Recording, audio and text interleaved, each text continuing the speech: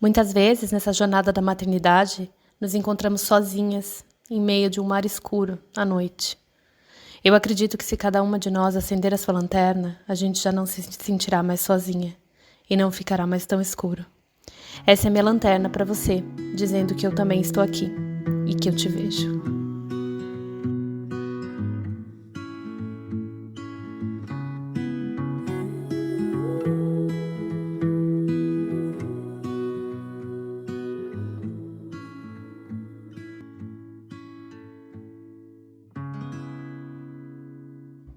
Olá, que bom ter vocês aqui de novo. Hoje a gente vai falar sobre a ferramenta Erros e o que eles têm para nos ensinar. Ou o que quer dizer essa ferramenta Erros. Então, na verdade, a gente aprende desde muito cedo a enxergar os nossos erros como uma falha, né?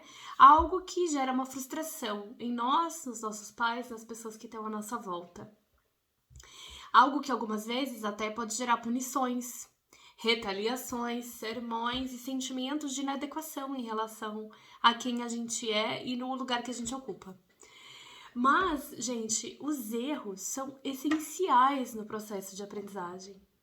Não existe, a gente nasce sem saber nada, a gente nasce sem saber virar o pescoço, a gente nasce sem saber andar, sem saber engatinhar. Então, os erros, eles são parte do processo, eles são parte do caminho.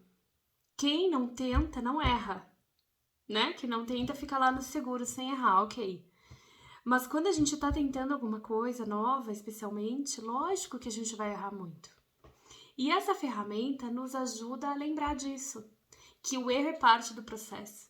E que quanto mais a gente treinar, mais a gente testar, mais a gente fazer, melhor a gente vai ficar. E quando a gente aceita que esse erro é parte disso, ele não dói mais tanto, ele dói menos, ou a gente não sente essa quebra de expectativa quando a gente erra, né?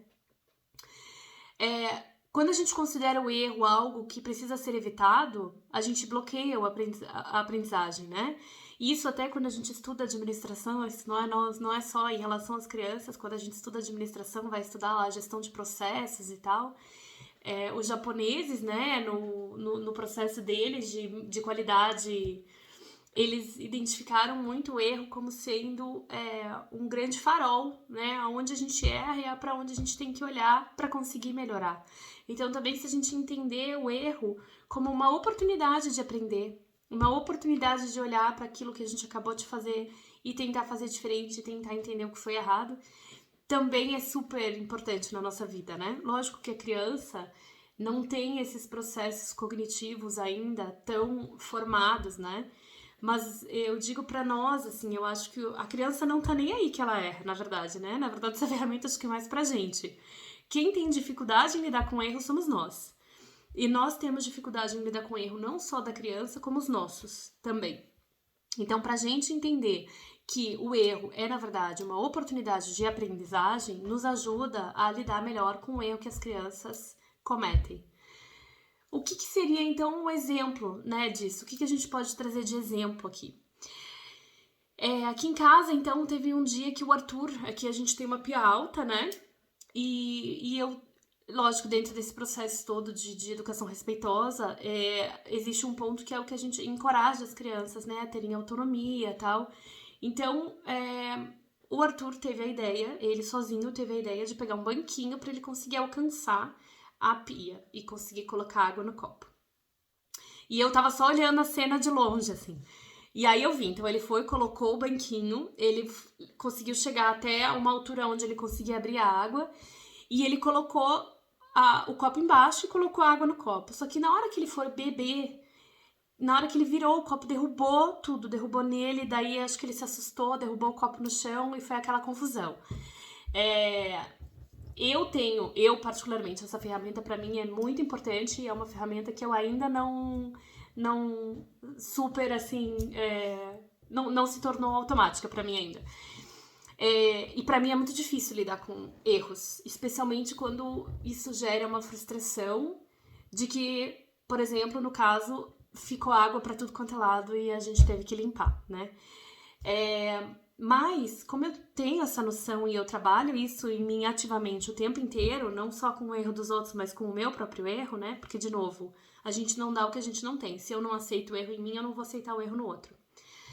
Então eu trabalho isso o tempo todo. Nesse dia eu consegui não ficar nervosa e não brigar. Pô, mas você não segurou direito, mas você não viu que a água tava, que o copo tava enchendo, darará. Eu fui pra ele e falei, puxa, filho, eu vi que você tentou pegar água sozinho e a sua ideia de colocar o banquinho aqui foi bem legal. Mas olha, o que você acha que dá pra fazer da próxima vez que talvez você consiga terminar de colocar água e beber? E aí ele ainda é pequeno, né? A Júlia, ela já tem a tendência maior de responder, mas o Arthur ainda é pequeno, olhou. Ah, não sei, ele falou, né? E aí eu falei, será que se você colocar menos água, será que não ajuda? Aí ele pensou, ficou olhando, não sei o quanto ele realmente entendeu disso. Mas aí, sabe, não ficou aquela coisa dele ter errado e eu com a nossa irritação, as tentativas deles e aos erros deles, às vezes a gente inibe a criança de tentar de novo. A criança se sente, né, inadequada ou ganhou uma bronca ou a gente viu que a gente ficou irritado e tal, então ela vai se inibindo. E ela vai deixando de tentar e ela vai aprendendo que o erro não é bom. Então, assim, nesse sentido que é bem importante a gente trabalhar. E aí, enfim, então, foco na solução, né? Também a disciplina positiva fala muito isso pra gente, acho que na vida também é bom. Não ficar no erro, focar na solução. Beleza, então, filho, agora que derrubou a água, será que você pode pegar aquele paninho, por favor, pra gente limpar aqui? E eu não limpei. Quem limpou foi ele. E isso também é importante dentro desse processo. Ele errou tentando, foi uma tentativa frustrada. Beleza, ele tá aprendendo. Mas isso não quer dizer que porque ele tá aprendendo e não sabendo, eu é que vou fazer tudo pra ele, vou lá limpar e vou cuidar. Não, ele também pode aprender a limpar depois das coisas que ele suja, sabe? Isso também é um aprendizado. Então esse erro, ele não tem só a intenção, ou ele pode não ter só a função de ser uma tentativa e erro ali de alguma nova habilidade que ele está aprendendo, mas ele também pode ter essa função educativa, vamos dizer, entre aspas, né? De ensinar que quando a gente erra ou quando a gente faz alguma coisa que precisa consertar depois, a gente mesmo pode tomar essa iniciativa. Muitas vezes, nós, mães, a gente tenta ocupar todo o espaço, né? E aí a criança erra, né? Ou, no caso, derrubou a água, a gente vai lá, já pega o pano, já limpa. Mas a gente daí não tá ensinando a criança efetivamente que ela é responsável também por limpar, ou por consertar, ou por reparar aquilo que o erro dela trouxe, né? Isso também é importante. Então, isso não tá escrito na teoria, não desse jeito, pelo menos. Mas eu enxergo desse jeito, assim. Acho que tem esses dois viés do erro que a gente pode lembrar. Aí outro exemplo, um pouco parecido, mas com a Júlia. Então a Júlia tá treinando escovar o dente sozinha. E a gente deixa ela colocar a pasta de dente sozinha na escova. E quase todo dia ela vai e põe um tantão de pasta. E muitas vezes isso me incomoda e me irrita e eu fico frustrada com o erro dela. Eu tenho essa dificuldade, sim. Só que toda vez que eu, ai, filha, pô, olha o tanto de pasta e agora vai ter que guardar. E aí a gente entra, eu não sei vocês, né? Eu entro naquele modo resmungão. Que não adianta nada, não resolve nada, né? Só deixa a criança lá se sentindo pior. E com a Júlia eu vejo muito isso, claro, assim, como ela, quando ela percebe que a gente não gostou, dependendo da nossa reação, como ela vai se fechando e se inibindo, né? E desacreditando nela mesma. Então, eu sempre tenho que lembrar nessas horas de ir pro positivo, né? Então, e agora? O que a gente pode fazer? E aí, então, nessa hora, depois disso, eu me liguei que eu tava indo pro lado não legal. E daí eu falei, pô, filha, mas olha, foi legal que você tentou, né? Eu acho que da próxima vez, se você prestar um pouquinho mais de atenção, eu acho que você vai conseguir colocar a pasta certa, darará, e daí, no final, daí ela escovou o dente, enfim. Mas acho que é bem importante a gente falar disso também e lembrar disso, né? Que a criança não consegue separar o que é ela e o que ela fez. E eu já falei isso, mas eu vou repetir. Muitos adultos, nós ainda não conseguimos. Quando uma pessoa não gosta de algo que a gente fez, a gente leva muito pro pessoal. As crianças fazem isso por incapacidade mesmo. A gente, acho que é por imaturidade, pelo fato de que continuamos crianças, mesmo que crescidas. Mas, então, assim, é bem importante a gente lembrar disso. E se, mesmo que a gente tenha essa frustração, e a gente também é humano, a gente também vai errar, a gente também tem as nossas dificuldades, deixar bem claro, né? Então, quando eu percebo que eu reagi de forma forte, especialmente ao erro, assim, que é algo que pega pra mim, eu tento lembrar de falar, filha, eu amo você, eu só fiquei um pouco chateada que aconteceu isso aqui. Pra deixar muito claro, pra nomear, sabe? É importante a gente nomear as coisas. O óbvio precisa ser dito. A gente precisa deixar claro o que a gente tá sentindo, porque as pessoas não têm bola de cristal. Isso vale pra tudo, né? Vale pro relacionamento com o parceiro, pra amigos, pra colegas de trabalho, enfim. E aí, uma outra vez que isso aconteceu, que eu trago de exemplo também, a gente sempre termina de ler os livros, eles, muitas vezes, quando é hora da leitura, eles pegam uns 6, 7 livros, trazem pra mim, eu vou lendo, e quando a gente termina, a gente guarda. E aí, teve um dia que eles foram guardar, e guardou um em cima do outro, dobrado, assim, e aí eu falei, né, olha, gente, eu acho que ali tem alguma coisa que não ficou legal.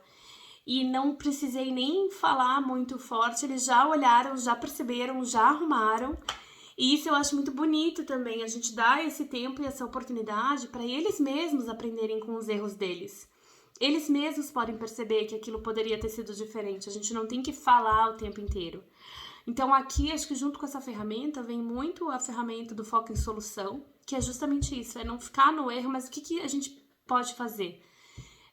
E treinar isso nas crianças, ajudar as crianças a treinarem isso, porque, de novo, é uma ferramenta, é uma habilidade que é importante pra vida, né? Uma outra coisa que eu acho que eu queria trazer aqui também é quando a gente permite, quando a gente dá esse espaço e permite que as crianças elas mesmas aprendam com o erro, sem que a gente fique dando sermão, né? A gente permite que elas nutram, a gente permite nutrir o senso de importância delas, o senso de utilidade delas e o senso de capacidade. Então vai criando na criança um que a gente chama de auto-orgulho. A criança olhar para ela e saber que ela consegue e aceitar isso, tudo bem, eu errei e eu consigo arrumar. Eu errei e eu consigo tentar de novo. Eu errei e errei de novo, mas depois de 3 vezes eu aprendi. E às vezes eu acho que a gente, sem querer, a gente interrompe esse processo quando a gente faz pra criança ou quando a gente fala pra criança. Sabe aquela coisa do sermão da história?